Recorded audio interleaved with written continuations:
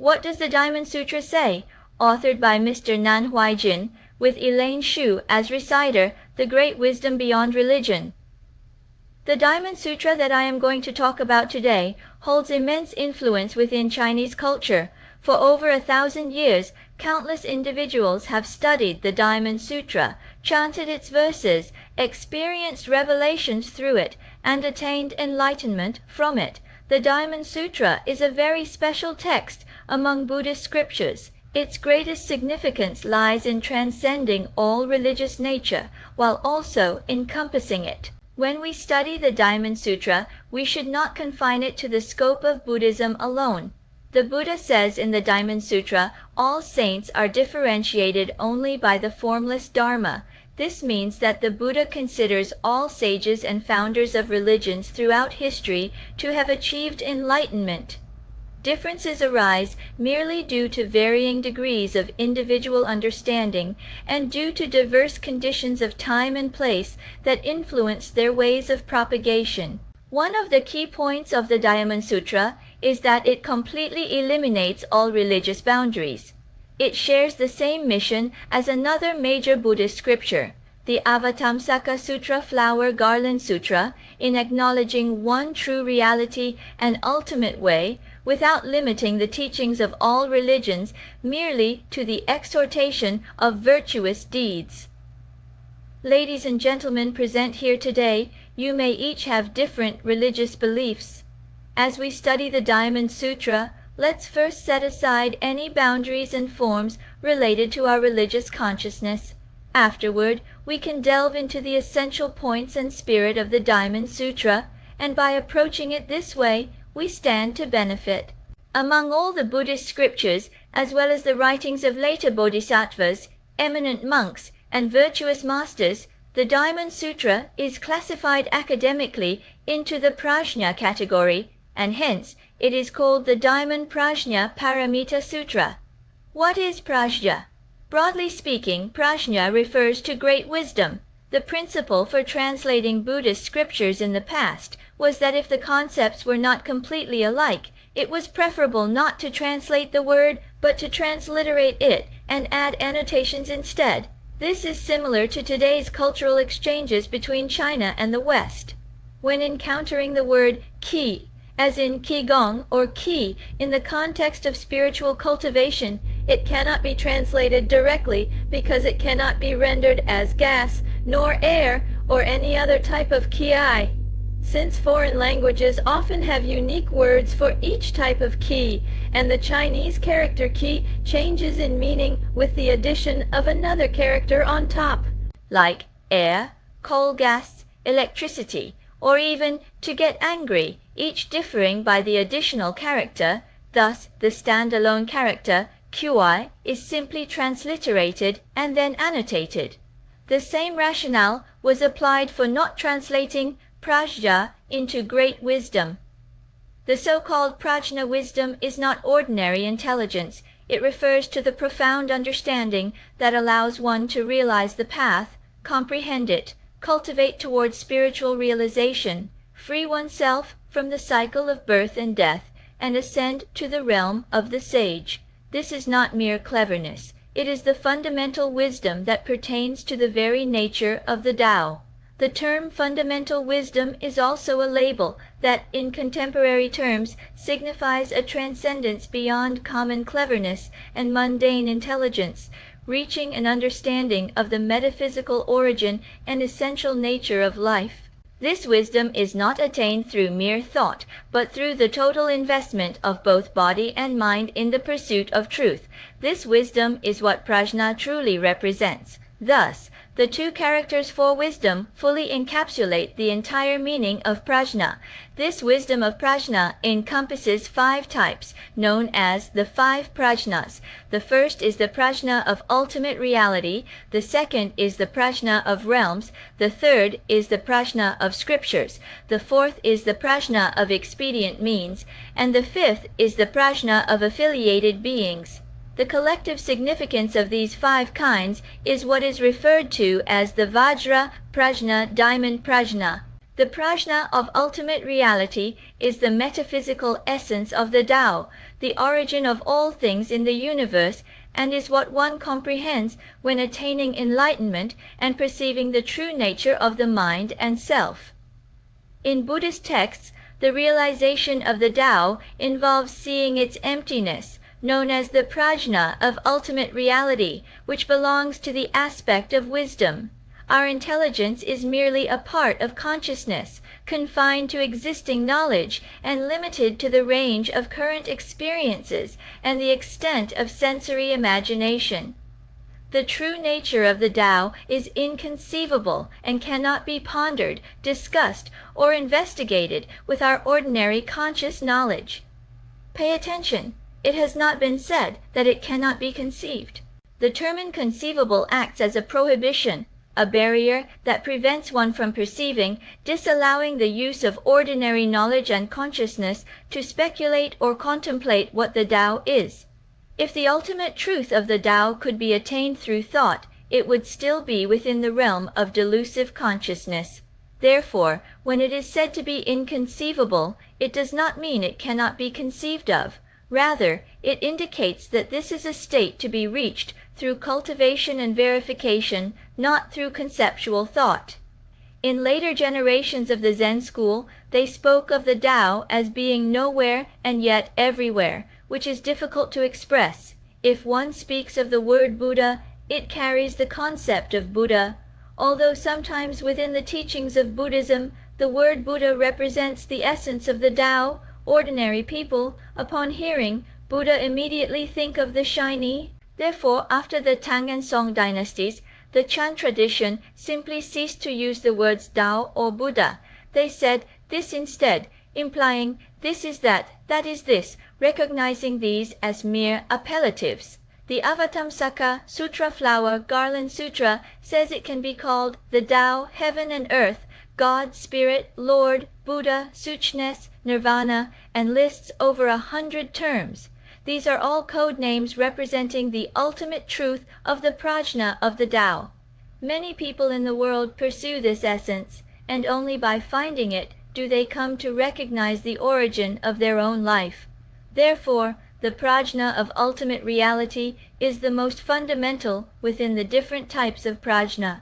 Prajna of the realm.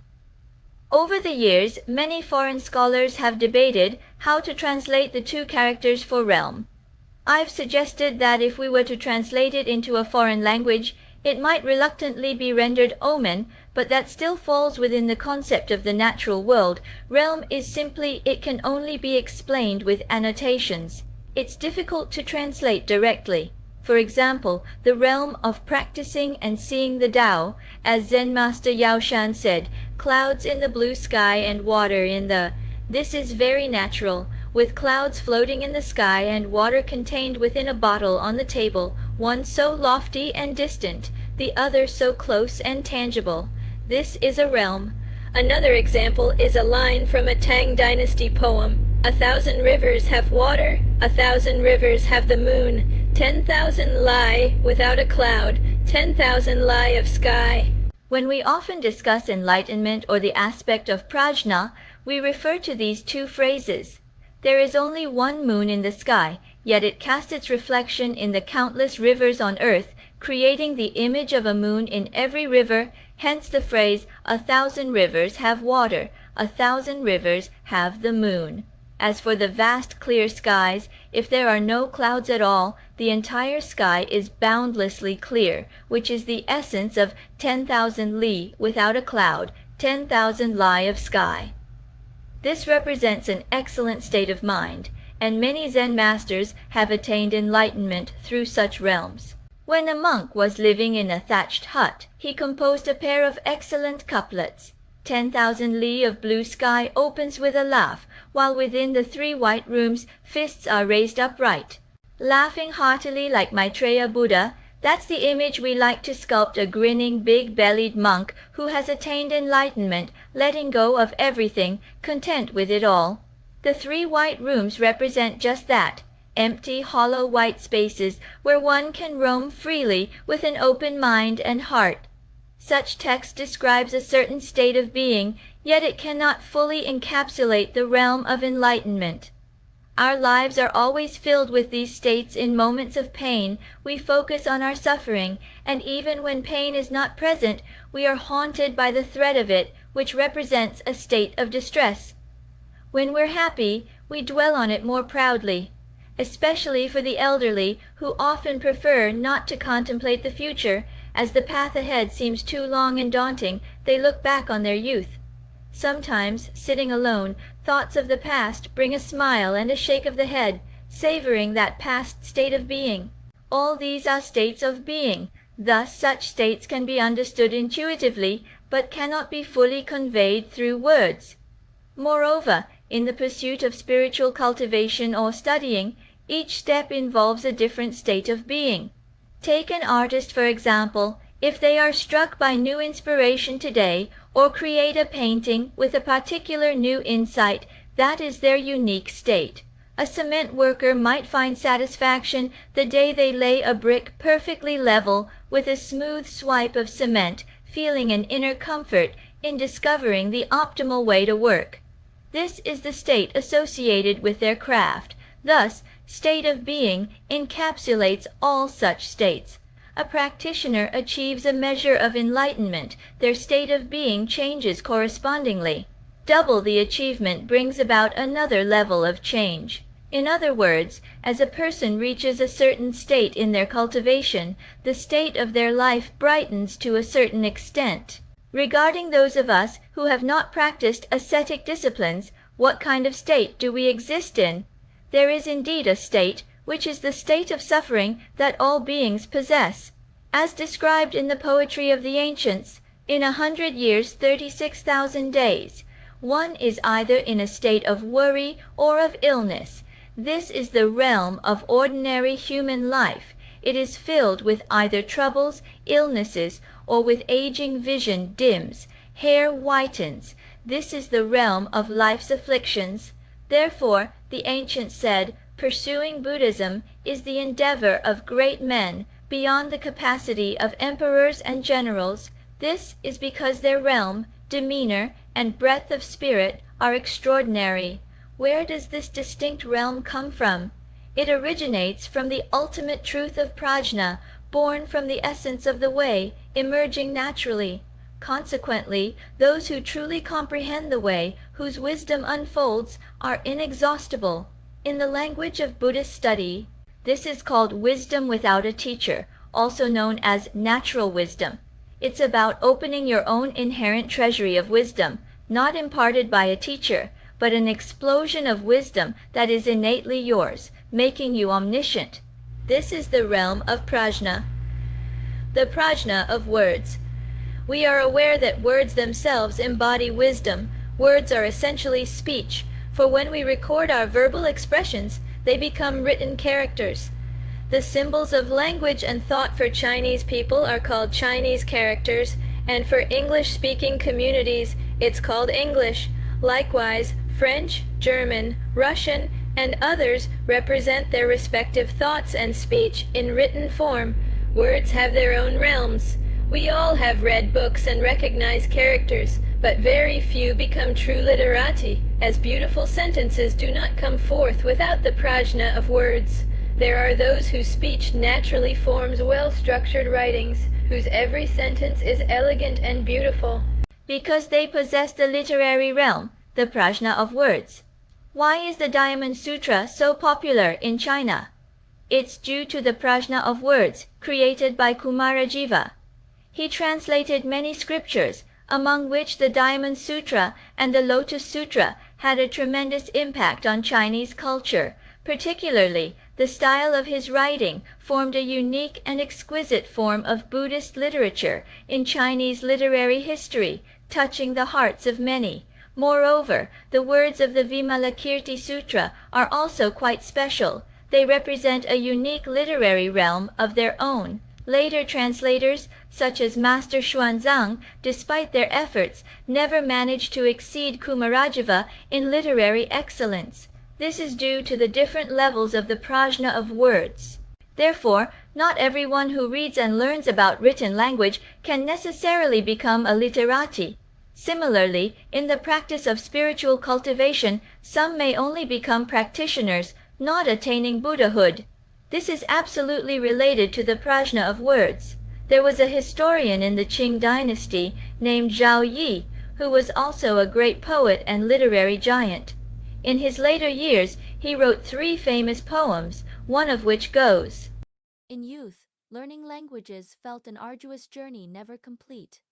Believing effort alone left the task half defeated. Only in age do we understand it's not solely by might. 3 parts human endeavor, 7 parts the favor of fate's light. He said that when young, he struggled to speak eloquently, thinking his knowledge and skill were not yet complete. But as he grew older, he realized that exhaustive learning was of no avail because effort counts for only 30%, while innate talent makes up 70%.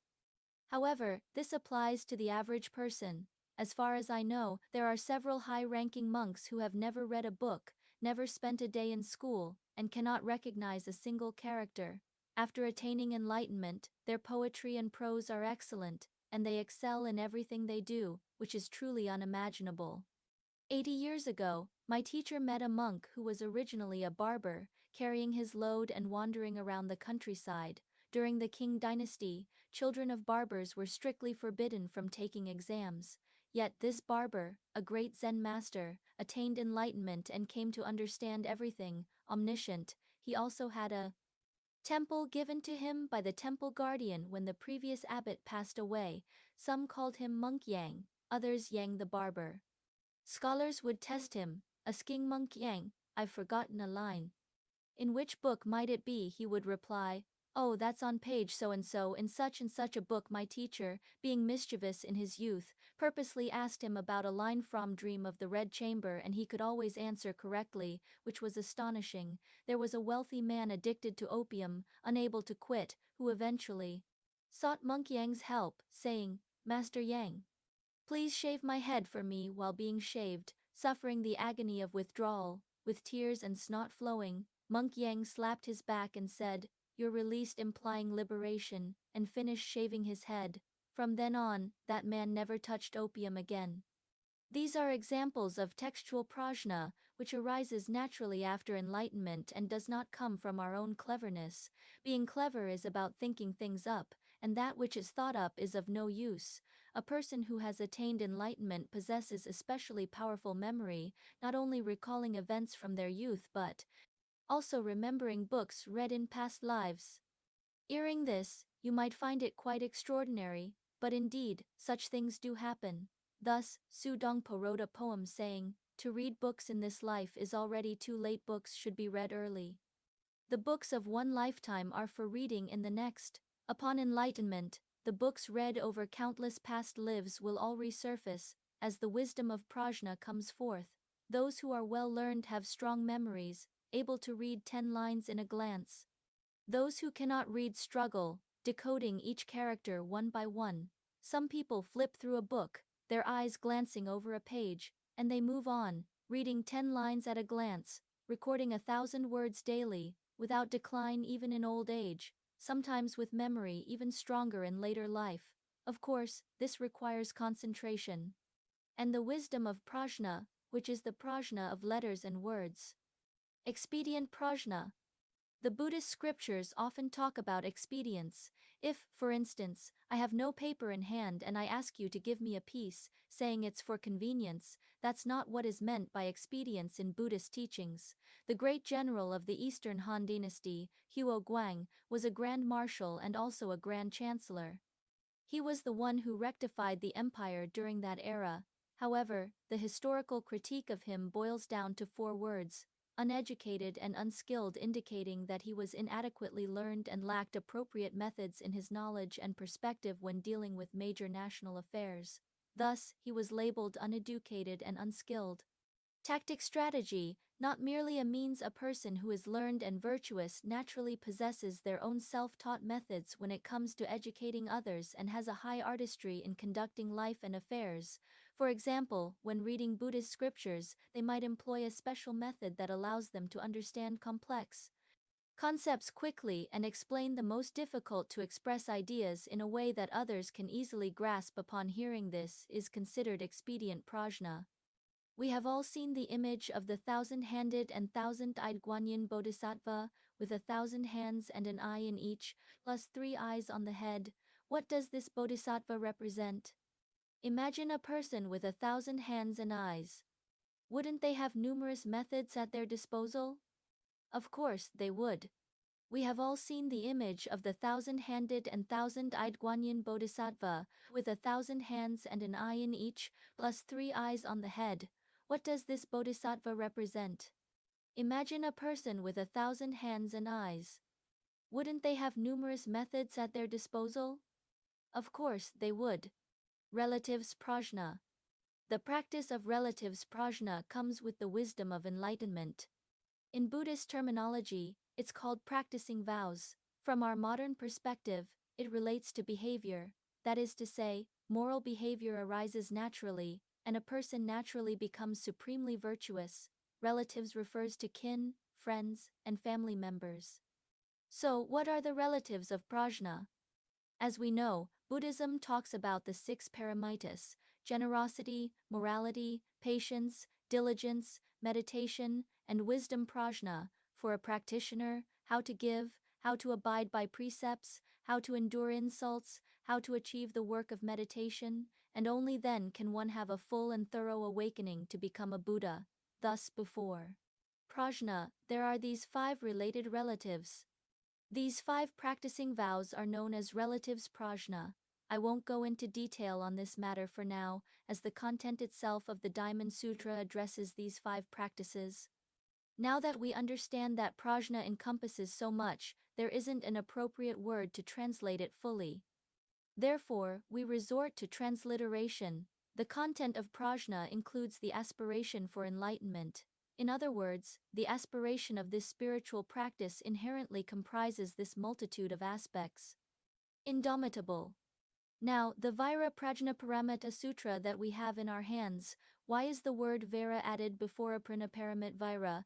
The most durable in metals, is like a diamond drill, capable of penetrating all dharmas. It can also be said to be capable of constructing all dharmas, and it is indomitable, hence the name Vaira Prajnaparamita. There are 5 or 6 different translations of the Diamond Sutra, and we commonly use the version translated by Kumarajiva. Some translations add the words capable of cutting off, meaning it can sever all worldly suffering and afflictions, leading to sainthood and enlightenment.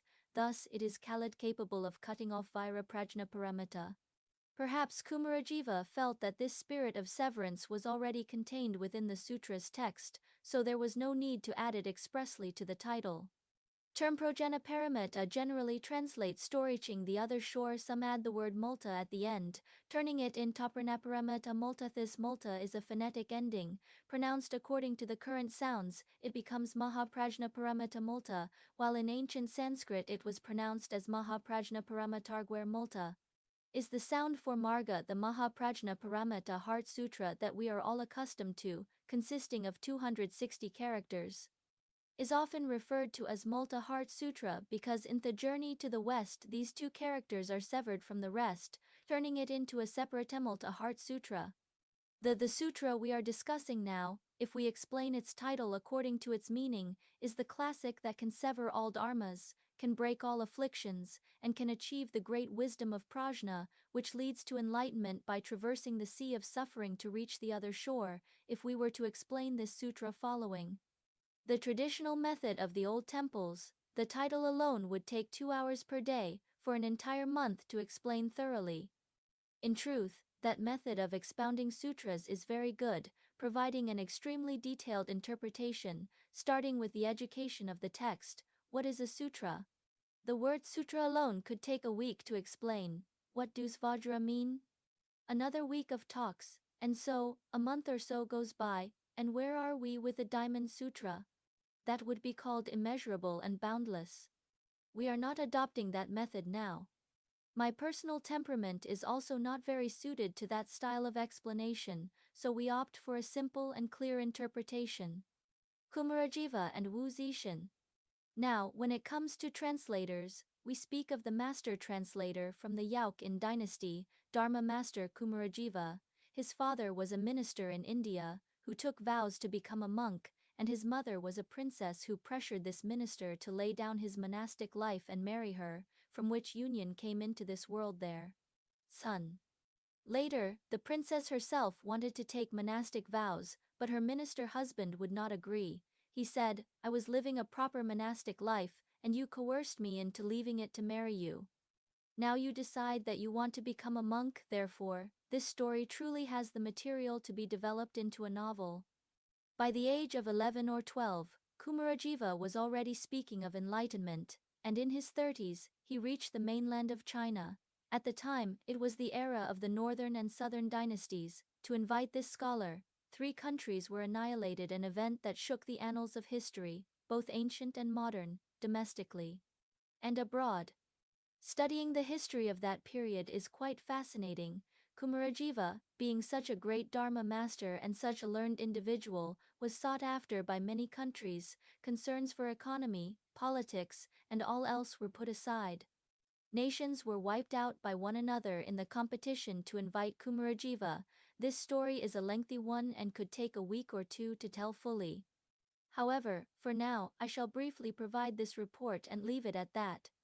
We will skip the introductory vows and so forth of the Diamond Sutra, but since there are many female practitioners present, I would like to specially introduce the opening verse of the sutra to the female friends. The utmost profound and intricate Dharma is hard to encounter in millions of eons. Having now seen and heard it, I vow to fathom the Tathagata's true meaning. This verse was composed by Empress Wu Zetian. Wu Zetian herself also studied the Diamond Sutra. It is said that she is the author of the verse The Cloud Verses.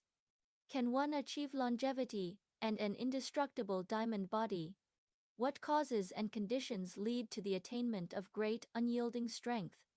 How does one use this sutra to ultimately reach the other shore? I pray the Buddha reveals the subtle and profound and widely expounds it for the benefit of all beings regarding this verse. It can be considered a significant work within Buddhist literature. When composing such profound texts, one cannot be flippant or humorous. They must be written with meticulous care. Does one obtain longevity and an adamantine body that does not decay? How can we achieve purity, long life, and immortality? Everyone wishes to live long, but what really allows us to do so? To what extent can we achieve this? Herein lies a question. In other words, this scripture itself is informing us about how to attain the innate, eternal, indestructible essence of life. Causes and conditions lead to the attainment of great unwavering strength. Such great enduring strength is also something humans desire. But what methods and what kind of causes and conditions allow us to obtain such durable power? Everything in the world of humans is unreliable, impermanent. Life too is not enduring, at most, living up to 100 or 200 years before we must depart. Family, parents, children, and spouses gather but are not stable, as they ultimately must separate. A common phrase in Buddhist scriptures is, "Every meeting ends in parting." Once the conditions for gathering have passed, everything will have to scatter.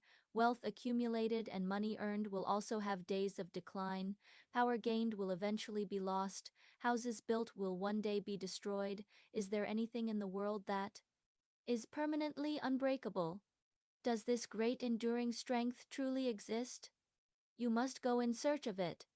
Can we study this sutra and ultimately reach the other shore? After studying the Diamond Sutra, how can we understand the methods within it, and how can we escape the sea of suffering of the 3 realms and reach the land of everlasting bliss and purity, the Pure Land?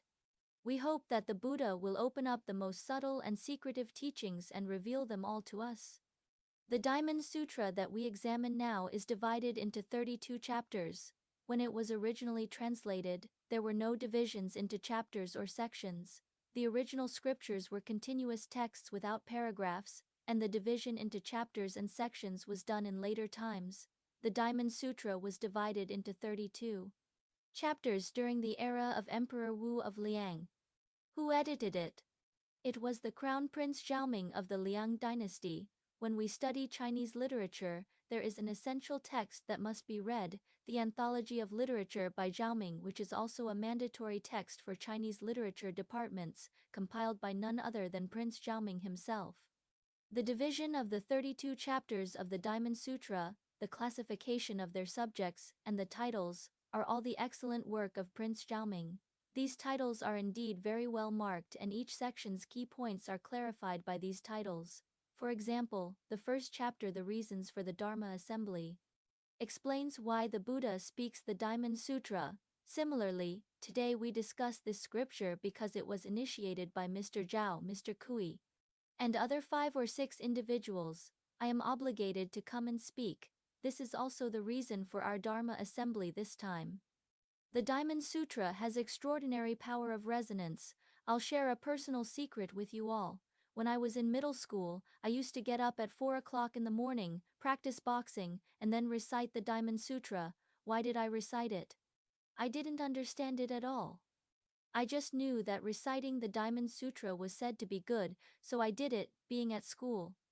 I didn't dare to beat a wooden fish, a Buddhist percussion instrument, for fear of being called insane, so I secretly took a copy of the Diamond Sutra and went to the guest room to recite it. Fearing the wolf before me and the tiger behind me, I quickly finished the recitation. Once, while reciting the part about no self, no person, no beings, no life, suddenly I felt as if I had disappeared. Where did I go? I didn't know. After that, I stopped reciting it, and it wasn't until later that I came to understand the principle behind it. The scripture had such a profound impact on my experience. In historical records, there are also many instances of such resonance. During the 8 years of the anti-Japanese war, being away from home and separated from my parents without knowing if we would live or die, I had only one wish every night before going to sleep. I made sure to recite the Diamond Sutra and the Heart Sutra for my parents. This is my secret, my own aspiration in my heart, not known to others. However, I know from my experience that the power of resonance is extremely great, truly great. I can only report this much to you all. As for scientific research into how resonance works, I could give you a heap of scientific reasons, but since today's lesson is on Buddhism and not on science, let's not discuss that for now.